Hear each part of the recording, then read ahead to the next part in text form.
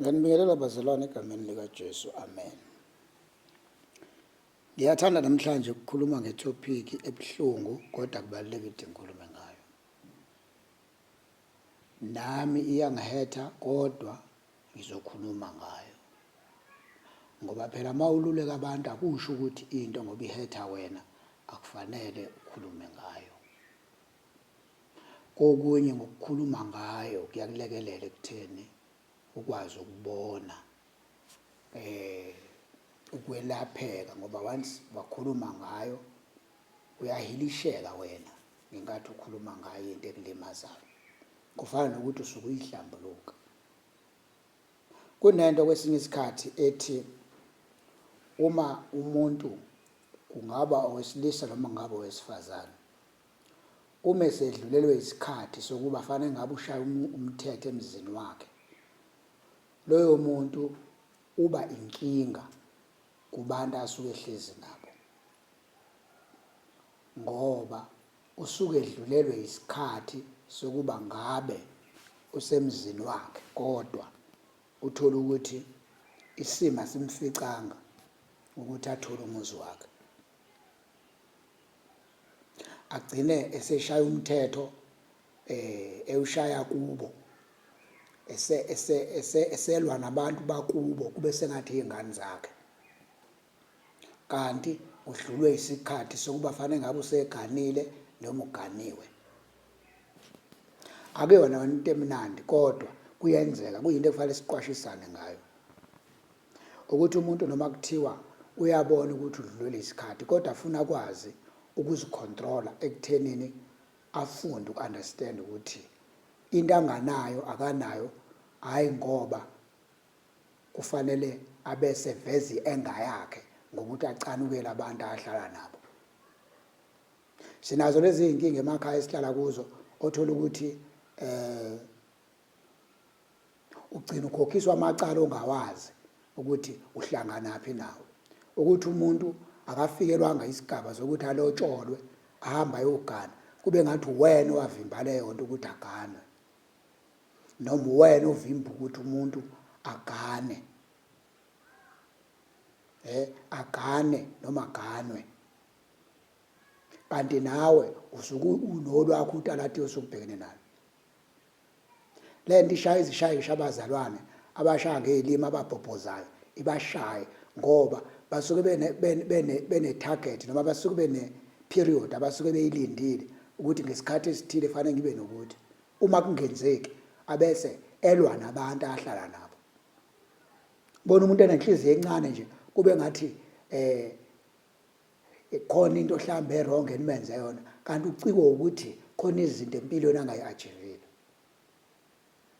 Ezinye zezinto lezi eziyinkinga kubazalwane ekufanele sikhulume ngazo ukuthi uma umzalwane ungenwe uJesu, awuthatha ama-angers issues wakho uhambe wagaxa kubantu abangangene kulezo zinto, ngoba uJesu uma efikile kuwena ukunikeza ipeace, iyona nto yokuqala akunika yona, ukuthi noma ngathiwa lokho owade ukudinga noma okufisayo akwenzekile, kodwa kusho lokho ukuthi sekufanele uhlezi ulwa nabantu abangahlangene nalezo zinto. So kubalulekile ukuthi ukuba umzalwane umuntu abe ne-full understanding ukuthi uma ngithi ngumzalwane ngizibiza ngani, yini kahle hle lento engikhuluma ngayo. Ngoba sinenkinga yokuthi mhlambe kwesinye isikhathi uma umuntu kuthiwa umzalwane omunye ucabanga ukuthi kushiwo omunye umuntu hayi yena. Igama lethu umzalwane lisho ukuthi usuke wazalwa ngokusha.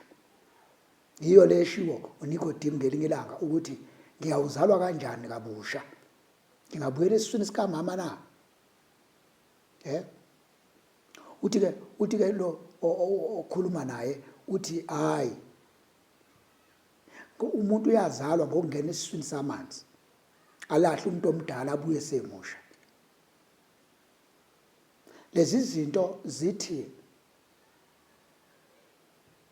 bese sifanele ukudla okuqinile, kodwa ngenxa yama-actions wethu sifanele ukubuyela obuseni naseparishini, siyoqala phansi, because impilo yethu ayifikile kwi-level la kwi-standard ekufanele ngabe kusona. nanalento yokuthi nibange izinto ezingathi shu ekhaya. Thothi nibanga izinto ezingenasidingo ukuthi fanele ngabe niyayibanga. Thola umuntu uzonda lo nequalification athi ube nayo kanjani mina nginganayo.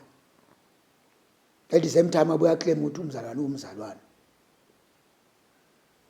Awukwazi ukuba umzalwane uphinde ube nomona. Awukwazi ukuba umzalwane uphinde ube nenhliziyo embi. Awukwazi ukuba umzalwane ube umuntu nje ohamba nabantu ababi. Uma sifunda amahubo okuqala athi ubusisa umuntu ongahambi ngezeluleko zababi. Ubusisa umuntu ongahambi ngezeluleko zababi. Okuthokoza kwakhe kusemthethweni kaNkulunkulu. Unjengomuthi otshalwe ngasemfuleni wamanzi.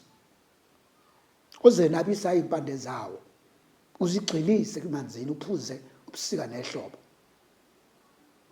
Umzalwane onjani ohamba nabantu abangakholwa? Umzalwane onjani? Umzalwane onjani oqhatha abantu, esetshenziswa abantu abangakholwa ahamba nabo? Umzalwane onjani lowo? Umzalwane onjani? Akukho ukuphenduka lakho. Akufanele sithi mase siyakholwa simemeze ngendila kuphela. Ukukholwa fanele sikusho kodwa sibe sikwenza futhi at the same time. Futhi la kufanele senze khona kabi funa sixolise siqhubeke nendlela. Umzalwane onjani onobudlelwano nobumnyama? Ngoba lithi iBhayibheli ubukhanya kunabudlelwano nobumnyama. Umzalwane onjani lo? Akuyena umzalwane lo. Awukwazi ukuthi umzalwane ube uhamba nabantu ababi. Uneyindaba oyixoxa nabo, uxoxana nabantu abangakholwa. Uxoxana nabantu abangakholwa. Uma ungakholwa, mayengakholwa umuntu ufunani wena kuyena? Uma ungamtsheli ngoJesu kuphela. Ngoba ufuna umtshele ngoJesu. Kodwa ngenxa ukuthi usuke ungahlukaniselekile empilweni. Uma ungahlukanisekile ikhethini lingaqaqiwe lingavuliwe empilweni yakho, uhamba nayo yonke inhlobo yabantu.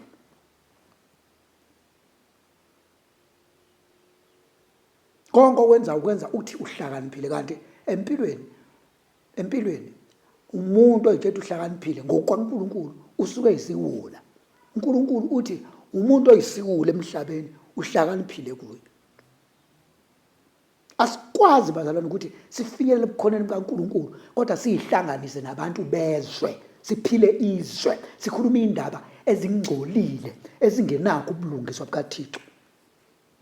Asikwazi kusho njalo. Ninabudlelwane ebuni ithempeli likaBhali nelika Jesu. Ninabudlelwane ebuni. Akazi ube nobudlelwane.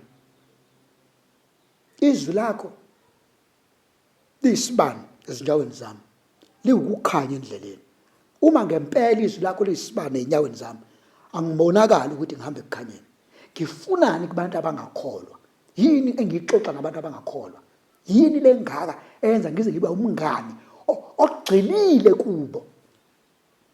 Yini ebangaleyo nto?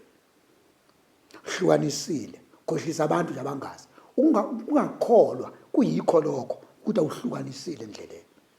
Siyambonga kakhulu uNkulunkulu bazalwane.